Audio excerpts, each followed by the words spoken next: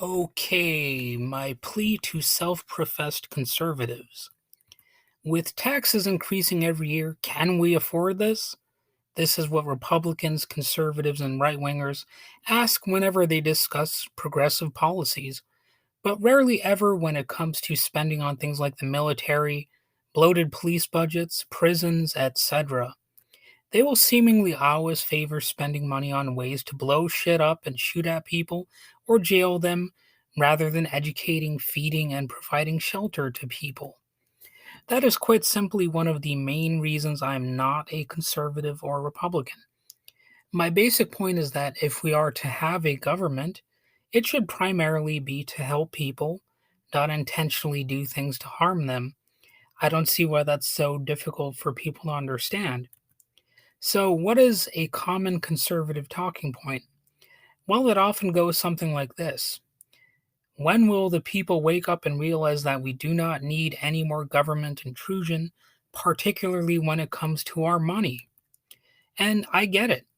And I understand the talking points of one participant in a Pew Research Center poll who said, quote, many people no longer think the federal government can actually be a force for good or change in their lives.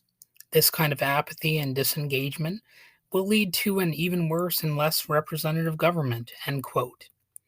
Also, even if they have the best of intentions, it's still an issue that more and more state and federal government agencies are creating new and bigger offices with more power for themselves. I get that. Still, it seems the modern Republican form of government is guaranteed to assure us that, yet again, the government's sole role is to essentially attack people, create new, fresh faces for the underclass, and exacerbate or invent new problems by ways of various crackdowns on groups deemed undesirable, immigrants, the LGBT community, etc. In fact, a relatively recent talking point of Trump's is that drug dealers should face the death penalty with what he calls a Chinese style quick trial. He often says it like that. It's weird.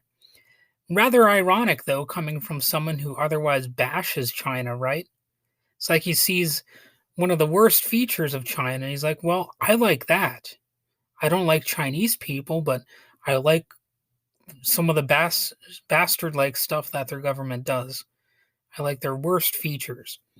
Now, here's the thing about that: I don't do any hard drugs like heroin or cocaine, etc., but I'm not dishonest enough that I think I could never have become a drug dealer, nor do I think someone who's dealt drugs or been in a gang cannot possibly redeem themselves. So, yeah, when it comes down to it, I don't think that all drug dealers should be given the death penalty. In fact, maybe none of them should be put to death, you know? See, this is one issue by itself that's enough for me to not support Trump. Where are your standards, you know? Also, I ask Republicans the same question they'll ask when it comes to things like welfare programs.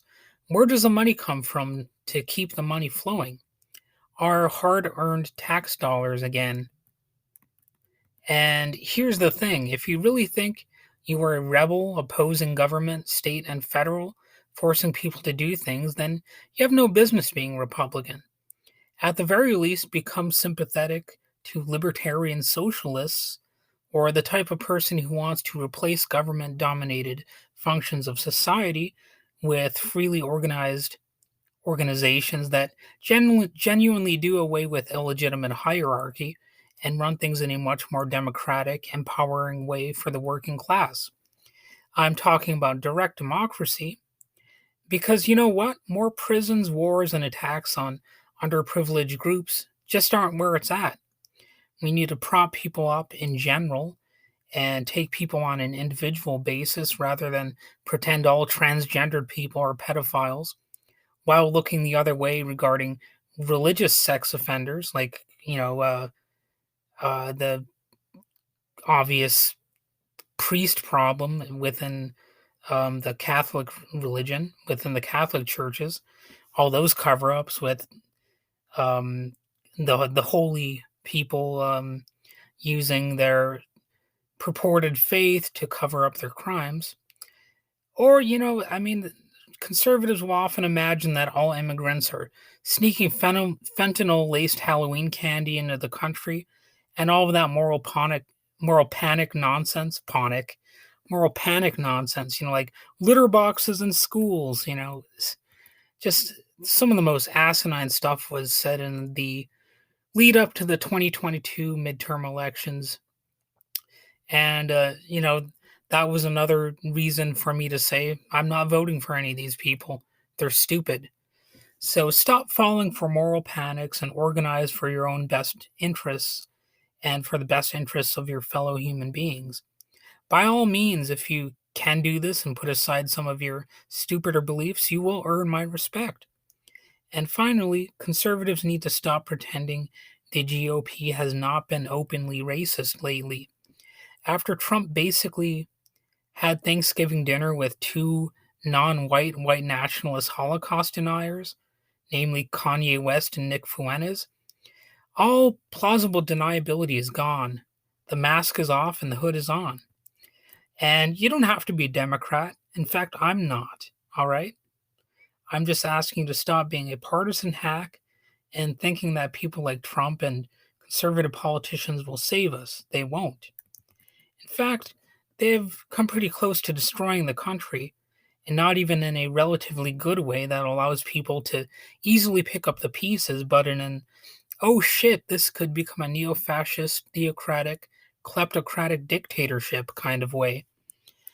Now is not the time to fall for partisan hacks and anti intellectual charlatans. It's time to forge ahead and carve out a path that makes us less dependent on corporations, politicians, and even on charity, and that can only happen if we put aside some of our prejudices and fears and work together to create a unified, non racist, non sexist, no nonsense working class, direct democratic approach to life and to work. Even if we never fully reach that point, attempts to make it happen can, will, and already have improved people's lives down the ages. Things many people currently take for granted, like the most basic of workers' rights, were actually fought for, and the Republican view is to take away a lot of the privileges we have that help keep even the basic elements of society afloat. As we risk losing more and more of that, being a Republican actually puts everyone in danger, and that even could include the ruling class, who are themselves at severe risk of facing an intense rebellion. As is, this system just isn't working right, so let's replace it with approaches that work better and assure a stronger vantage point for everyone to the extent possible. All right, so there you have it, another episode down, and go ahead and let me know your thoughts. All right, have a good one.